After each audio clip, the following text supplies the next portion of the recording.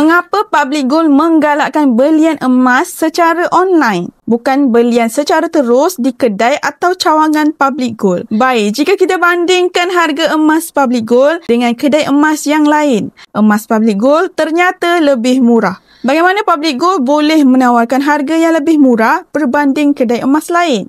Pertama sekali, Public Gold adalah pengilang, bermakna harga yang ditawarkan tidak melalui orang tengah. Berbeza dengan kedai emas, majoritinya tiada kilang sendiri dan mereka perlu tinggikan harga emas yang mereka dapat dari kilang untuk dijual semula. Kedua, ada cawangan yang menjual emas, banyak kos operasi yang perlu ditanggung. Kos sewa, pekerja, security, insurans dan sebagainya. Sebab itu harga di kedai emas juga tinggi untuk menampung kos operasi kedai.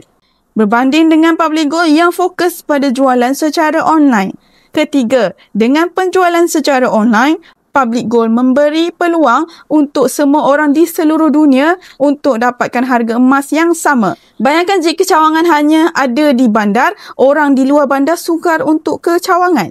Ini juga memudahkan orang kurang upaya dan orang yang sibuk bekerja yang tidak sempat untuk ke kedai emas untuk dapatkan emas mereka. Public Gold masih memberikan fasiliti kepada sesiapa yang ingin dapatkan emas secara walk-in, iaitu di Menara Public Gold di Jalan Tun Razak, Kuala Lumpur. Tetapi jika anda ingin menabung emas dengan cara yang mudah, murah dan patuh syariah, anda boleh sahaja menabung dan membeli emas secara online dan emas ini akan dihantar ke rumah anda secara pos atau ambilan di cawangan Public Gold pilihan anda jika berat emas lebih dari 22 gram.